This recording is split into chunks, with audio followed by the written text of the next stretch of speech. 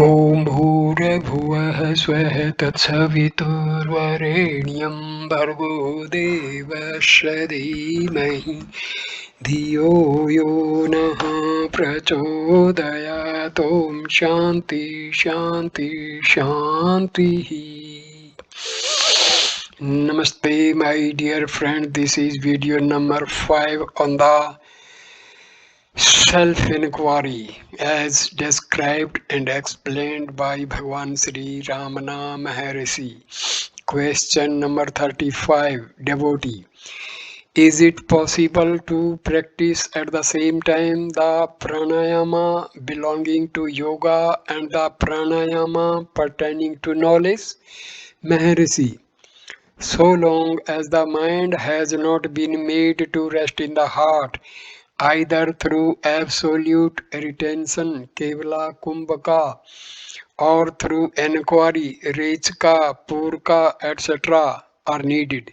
Hence, the pranayama of yoga is to be practiced during training, and the other pranayama may be practiced always.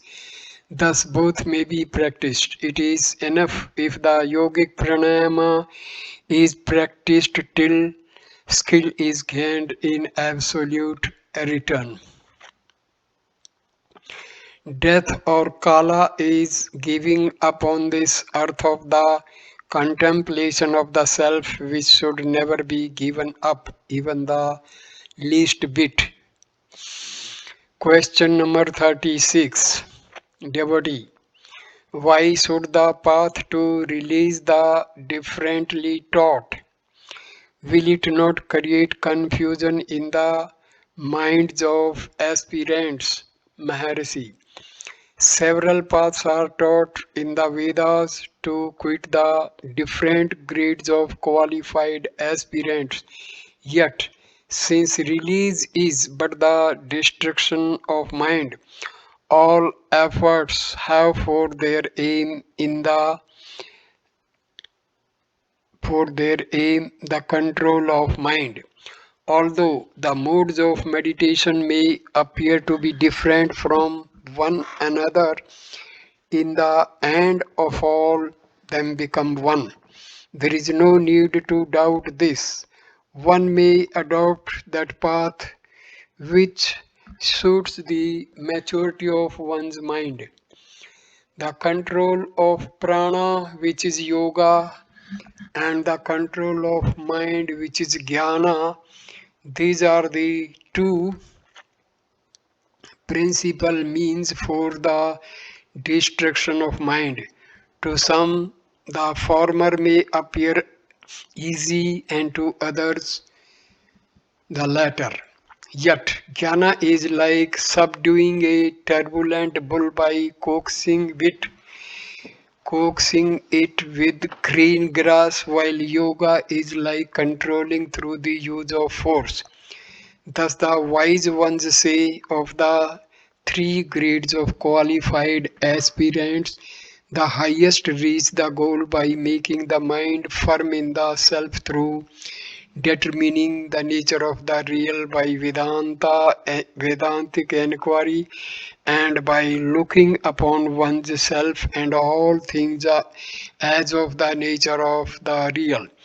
The mediocre by making the mind stay in the heart through Kevala Kumbhaka and meditating for long time on the real, and the lowest grade by gaining the state in a gradual manner through breath control, etc. The mind should be made to rest in the heart till the destruction of the I thought, which is of the form of ignorance residing in the heart. This itself is jnana. This alone is dhyana also. The rest are a mere digression of words, digression of the text.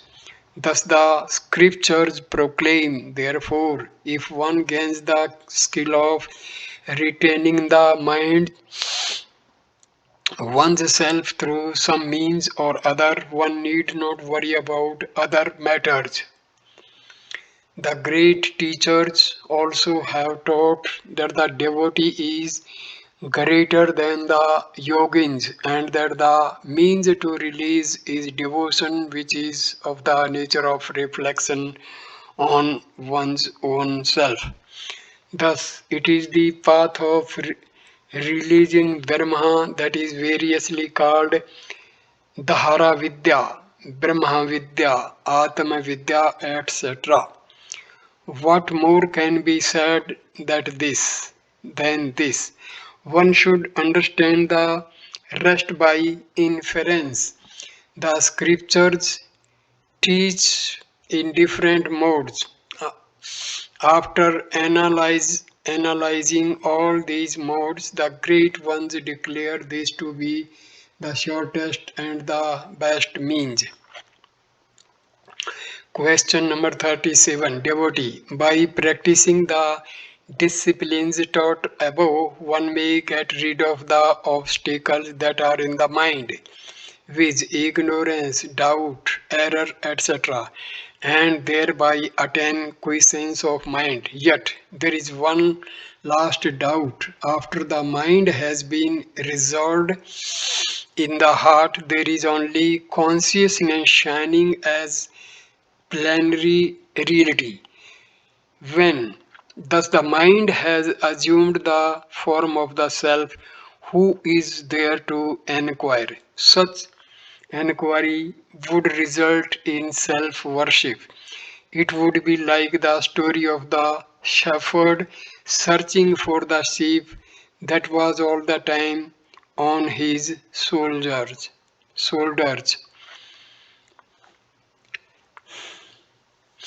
Maharshi replies, the Jiva itself is Shiva. Shiva himself is the Jiva. It is true that the Jiva is no other than Shiva. When the grain is hidden inside the husk, it is called paddy. When it is dehusked, it is called rice. Similarly, so long as one is bound by karma, one remains a Jiva. When the bond of ignorance is broken, one shines as Shiva, the deity. Thus declares a scriptural text. Accordingly, the Jiva, which is mind, is in reality the pure self. But forgetting this truth, it imagines itself to be an individual soul and gets bound in the shape of mind. So, its search for the self, which is itself, is like the search for the sheep by the shepherd. But still, the jiva, which has forgotten its self, will not become the self through mere m- mediate knowledge. By the impediment caused by the residual impressions gathered in the previous births, the jiva forgets again and again its identity with the self and gets deceived, identifying itself with the body, etc. Will a person become a high officer by merely looking at him? Is it not by steady effort in that direction that he could become a highly placed officer? Similarly, the jiva on which in bondage through mental identification with the body, etc., should put forth effort in the form of reflection on the self in a gradual and sustained manner. And when thus the mind gets destroyed, the jiva would become the self. The reflection on the self, which is thus practiced constantly, will destroy the mind and thereafter will destroy itself, like the stick that is used to kindle the cinders burning a corpse. It is in this state that is called a release. Question number 38. Devotee, if the jiva is by nature identical with the self, What is it that prevents the jiva from realizing its true nature? Maharshi. It is forgetfulness of the jiva's true nature. This is known as power of wailing. Question number 39. Devotee, if it is true that the jiva has forgotten itself, how does the I experience arise for all? Maharshi. The veil does not completely hide the jiva. It only hides the self nature of I and projects the I am the body notion. But it does not hide the self existence which is I and which is real and eternal. Question number 40. Devotee. What are the characteristics of the Jivan Mukta, the liberated in life, and the Videha Mukta, the liberated at the death?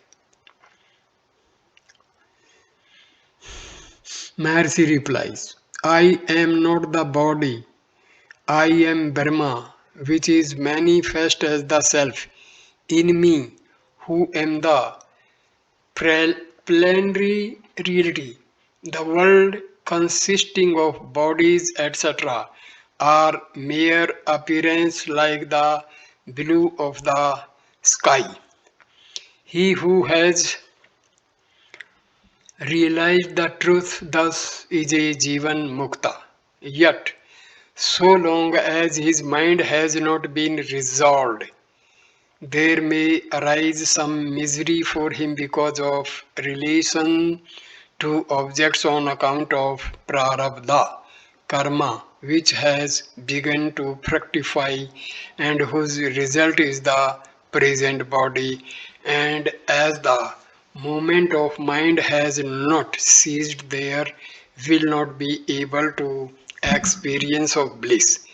The experience of self is possibly only for the mind that has become subtle and unmoving as a result of prolonged meditation. He who is thus endowed with a mind that has become subtle and who has the experience of the self is called a Jivan Mukta. It is the state of Jivan Mukta that is referred to as the attributeless Brahma and as the Turiya. When even the subtle mind gets resolved and experience of self ceases, and when one is immersed in the ocean of bliss and has become one with it without any differentiated existence, one is called a Videha Mukta. It is the state of Videha Mukta that is referred to as the transcendent and attributeless Brahma and as the transcendent Turiya. This is the final goal because of the grades in misery and happiness.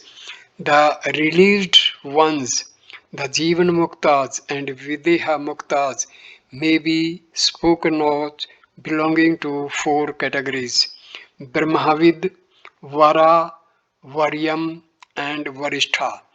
But these distinctions are from the standpoint of the others who look at them. In reality, however, there are no distinctions in release gained through jnana.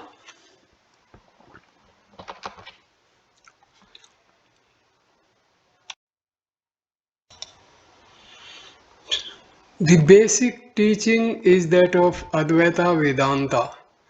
The plenary experience of the non-dual self is the goal.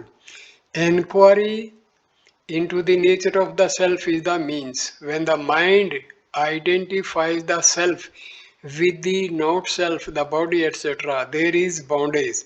When this wrong identification is removed through the inquiry, who am I? there is release. The self-inquiry is the direct path taught by Bhagwan Ramana. The I experience is common to all. Of all the thoughts, the I thought is the first to arise. What one has to do is to inquire into the source of the I thought. This is the reverse process of what ordinarily happens in the life of the mind. The mind inquires into the constitution and source of everything else, which on examination will be found to be its own projection. It does not reflect on itself and trace itself to its source. Self discovery can be achieved by giving the mind an inward turn. This This is not to be confused with the introspection of which the psychologists speak. Self inquiry is not the mind's inspection of its own contents. It is tracing the mind's first mode, the I thought, to its source, which is the self. When there is proper and persistent inquiry, the I thought also ceases, and there is the wordless illumination of the form I, which is the pure consciousness. This is release, freedom from bondage. The method by which this is accomplished, as has been shown, is inquiry, which in Vedanta is termed jnana, knowledge. True devotion, bhakti, meditation, dhyana, and concentration yoga are identical therewith.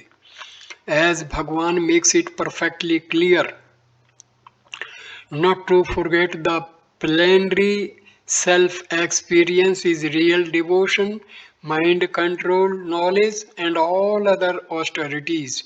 In the language of devotion, the final goal may be described as the resolution of the mind in its source, which is God, the Self. In that of technical yoga, it may be described as the dissolution of the mind in the heart lotus. These are only different ways of expressing the same truth.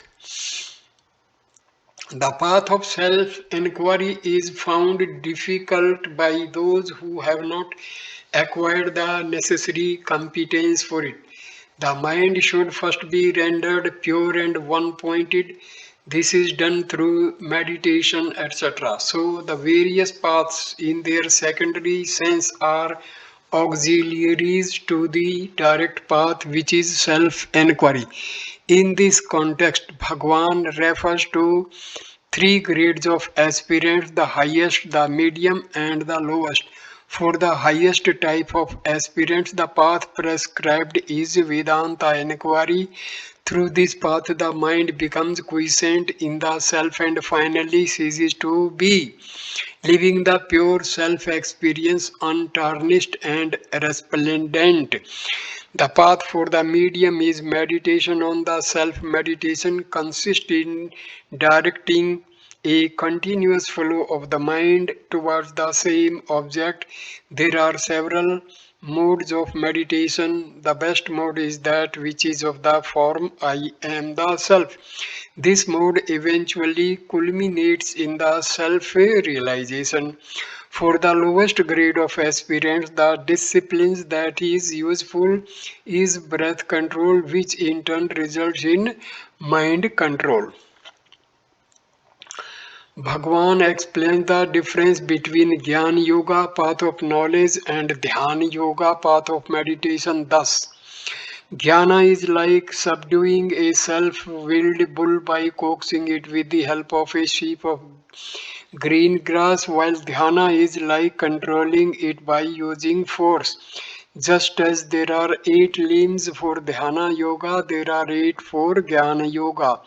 The limbs of the latter are more proximate to the final stage that those are 8 for Jnana Yoga. The limbs of the latter are more proximate to the final stage than those of the former. For instance, While pranayama of technical yoga consists in re-regulating and restraining breath, the pranayama that is a limb of Gyan relates to rejecting the name and form world which is not non-real and realizing the real which is existence, consciousness, bliss. Realizing of the self can be gained in this very life. In fact, self-realization is not something which is to be gained afresh.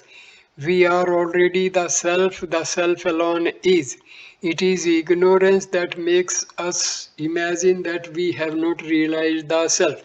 When this ignorance is removed through self-knowledge, we realize our eternal self-nature. One who has gained this realization is called a Jivan Mukta, liberated while living. To others, he may appear to continue to tenant a body for the benefit of those others. It is stated that the body will continue so long as the residue of the prarabdha karma, that karma of the past which has begun to fructify in the shape of the present body last, and that when the moment is spent the body will fall and the jivan mukta will become a videha mukta. But from the standpoint of the absolute truth, there is no difference in mukti. What needs to be understood is that mukti or release is the inalienable nature of the self. This in substance is Bhagwan Sri Ramana's teaching in the Vichara Sangraham. So thank you for watching this video. Please like, comment and share the video and subscribe the channel. Thanks a lot. Namaskar my dear friend. And this self-inquiry topic is completed. Thanks a lot. Namaskar.